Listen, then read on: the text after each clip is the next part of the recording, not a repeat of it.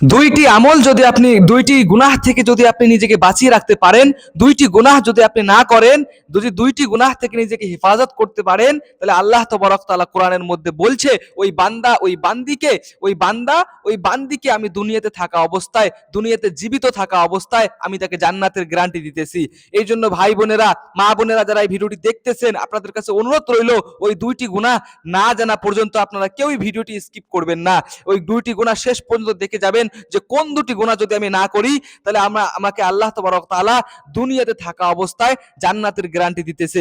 আজকে আপনাদের কাছে অনুরোধ রইল শেষ পর্যন্ত আপনারা ভিডিওটি দেখবেন এবং ওই দুইটি গুনার বিষয়ে জানবেন এবং এই দুইটি গুনার উপর আপনারা আমল করার চেষ্টা করবেন যে এই দুইটি গুনাহ যেন আমার দ্বারা না হয়। এই দুইটি গুনাহ থেকে আমি যদি নিজেকে হেফাজত করে রাখতে পারি, এই দুইটি গুনাহ থেকে আমি যদি নিজেকে বাঁচিয়ে রাখতে পারি, আল্লাহ তাবারক তাআলা কোরআনের মধ্যে বলছে আমি ওই বান্দা এবং বান্দিকে দুনিয়াতে জীবিত অবস্থায় থাকায় আমি তাকে জান্নাতের গ্যারান্টি দিতেছি।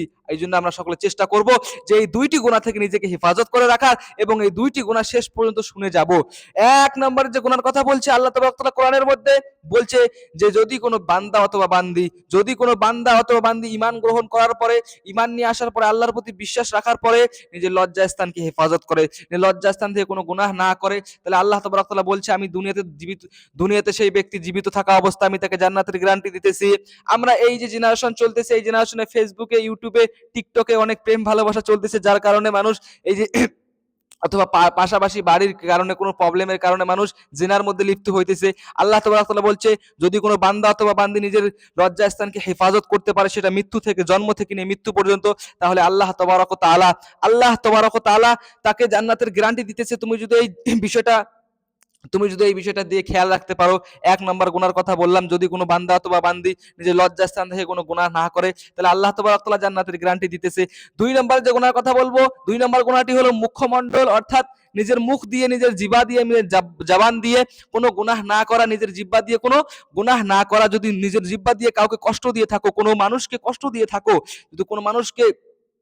যদি কোনো মানুষের মনের মধ্যে দুঃখ দিয়ে থাকো, যদি কোনো মানুষের মনের মধ্যে দুঃখ দিয়ে থাকো, তাহলে তাহলে কখনোই তুমি জান্নাতে যেতে পারবে না। এবং যদি মানুষের মনের মধ্যে দুঃখ না দিয়ে থাকো, তাহলে আল্লাহ তাবারক তাআলা তোমাকে বলতেছে যে দুনিয়াতে জীবিত থাকা অবস্থা আমি তাকে জান্নাতের গ্যারান্টি দিতেছি। তাহলে কোন দুটি গুনাহ? এক নম্বর গুনাহর কথা বললাম, যদি কোনো লজ্জাস্থান থেকে আপনি যদি কোনো গুনাহ না করেন, তাহলে আল্লাহ তাবারক তাআলা কোরআনের মধ্যে বলছে, হাদিসে না, ডাইরেক্ট কোরআনে বলা আছে, যদি কোনো বান্দা অথবা বান্দি দুটি জিনিস থেকে নিজেকে হেফাজত করে রাখতে পারে, দু ধরনের গুনাহ না করে, তা আল্লাহ তাবারক তাআলা তাকে জান্নাতের গ্যারান্টি দিতেছে। এক নম্বর কি? এক নম্বরে নিজের লজ্জাস্থানে হেফাজত করা। দুই নম্বরে কি? দুই নম্বর হচ্ছে নিজের মুখমণ্ডল দিয়ে কোনো গুনাহ না করা। এই দুটো জিনিসের দিকে খেয়াল রাখবো। এখন হচ্ছে বিষয়, যদি কেউ এই গুনাহ করে থাকেন তাদের বাঁচার উপায় কি আছে? যদি কেউ এই গুনাহ করে থাকেন তাহলে তাদের বাঁচার উপায় কি আছে সেটাও বলে দিচ্ছি। দেখো, জেনা যদি কেউ করে থাকো, সেটা যদি বিয়ের আগে হয়, অথবা বিয়ের পরে, দুটোই যদি আপনি করে থাকেন, তাহলে আমি একটা ভালো টপিক বলতেছি, এই কাজটা করবেন, এই আমলটা করবেন, তাহলে আল্লাহ চাইলে আপনার সমস্ত জেনার গুনাহ মাফ করে দিতে পারে। আল্লাহ তাবারক তাআলা অনেক মহান, অনেক মানুষকে মাফ করে দিয়েছে, অনেক গুনাহগার বান্দাকে মাফ করে দিয়েছে। আপনারা যদি বিয়ের আগে যদি কেউ জেনা করে থাকেন, যদি ছেলেমেয়েরা, ভাই বোনেরা যারা দেখতেছো, তোমরা যদি বিয়ের আগে কেউ জেনা করে থাকো, যদি তোমাদের ভুলবশত হয়ে গিয়েছে, তাহলে চেষ্টা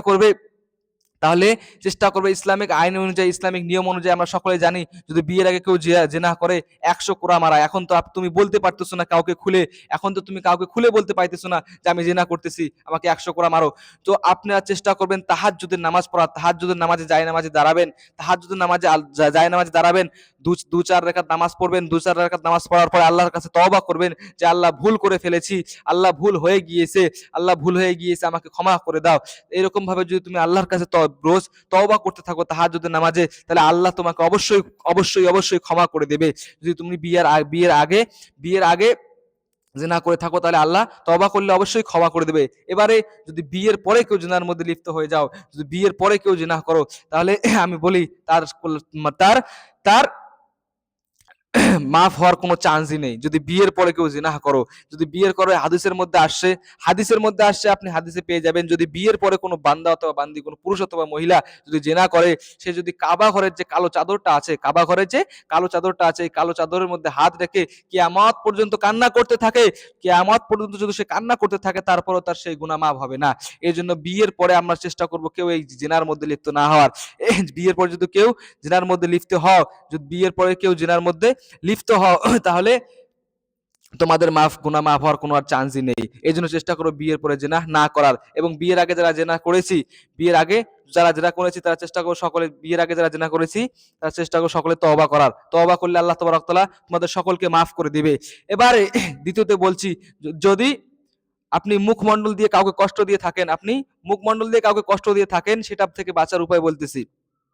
এটা যদি করেন আপনি পড়ে যাইতেছেন হুকুকুল ইবাদের মধ্যে, অর্থাৎ বান্দার হক ছিনিয়ে নিয়েছেন।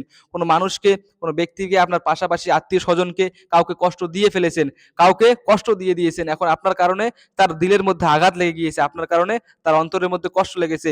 তো আপনি চেষ্টা করবেন ওই ব্যক্তির কাছে, ওই মানুষের কাছে, সে আপনার আত্মীয় স্বজন হোক, পাড়া প্রতিবেশী হোক, ভাই বোন হোক, যেই হোক না কেন, তার কাছে যাবেন, তার কাছে গিয়ে ক্ষমা চাবেন, সে তোমাকে ক্ষমা করে দিবে।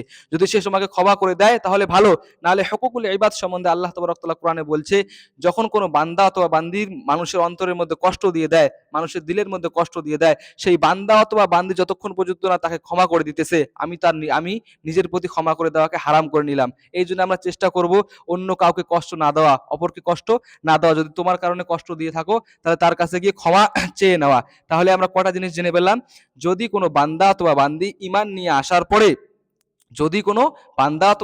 ঈমান নিয়ে আসার পরে যদি দুটি গুনাহ থেকে নিজেকে হেফাজত করে রাখতে পারে, দুটি যদি গুনাহ না করে, তাহলে আল্লাহ তাবারক তাআলা কোরআনে বলছে, আমি তাকে দুনিয়াতে জীবিত থাকা অবস্থায় জান্নাতের গ্যারান্টি দিতেছি। দুনিয়াতে জীবিত থাকা অবস্থায় সেই কোন দুটি গুনাহ? এক নম্বর, লজ্জাস্থান থেকে কোনো গুনাহ না করা, অর্থাৎ নিজের লজ্জাস্থানকে হেফাজত করা, নিজের লজ্জাস্থানের দ্বারা কোনো গুনাহ লিপ্ত না হওয়া। দ্বিতীয়তে কি বলা হয়েছে?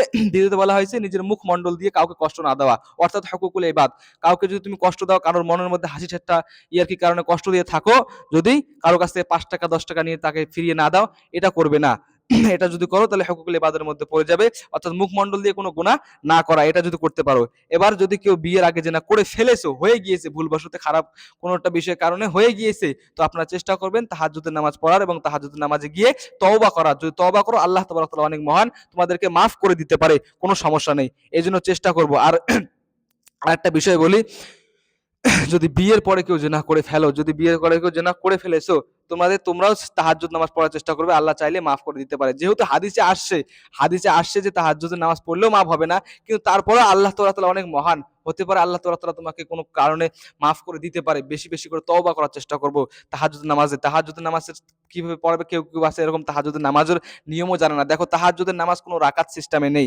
তাহাজ্জুদের নামাজ পড়বে হচ্ছে তুমি 2 রাকাত এরকম ভাবে পড়তে পারো, 4 রাকাত করে পড়তে পারো, কোনো সমস্যা নেই। যেরকম ভাবে তুমি নফল ইবাদত করো, নফল নামাজ পড়ো, সেরকম ভাবে সেম টু সেম তাহাজ্জুদের নামাজ পড়বে, কোনো সমস্যা নেই। তাহাজ্জুদের নামাজে এক্সট্রা কোনো নিয়ম নেই, যেভাবে নফল ইবাদত করো সেভাবে পড়বে। তো আজকে এই পর্যন্তই, বেশি কথাবার্তা আর বলবো না, বেশি কথা বাড়াবো না। আপনাদের কাছে শেষে অনুরোধ রইল, যারা যারা ভিডিওটি দেখতেছেন অবশ্যই ভিডিওতে একটি লাইক দিবেন এবং কমেন্টে আপনার কোনো প্রবলেম, কোনো সমস্যা হয়ে থাকলে আপনি কমেন্টে লিখে দিবেন, আমি অবশ্যই তার উত্তর দেওয়ার চেষ্টা করব। এবং চ্যানেলে যারা যারা নতুন আসছেন অবশ্যই চ্যানেলটি সাবস্ক্রাইব করে রেখে দিবেন, কেননা আপনার সাবস্ক্রাইব করলে পরবর্তী ভিডিওগুলো যখন আমি ছাড়বো, পরবর্তী ভিডিওগুলো যখন আমি আপলোড করব, সঙ্গে সঙ্গে আপনার কাছে নোটিফিকেশন চলে যাবে, কোনো সমস্যা নেই। আপনি চেষ্টা করবেন কমেন্টে আপনার প্রবলেমটা জানানোর। আজকে এ পর্যন্তই। আসসালামু আলাইকুম ওয়া রাহমাতুল্লাহি ওয়া বারাকাতুহু।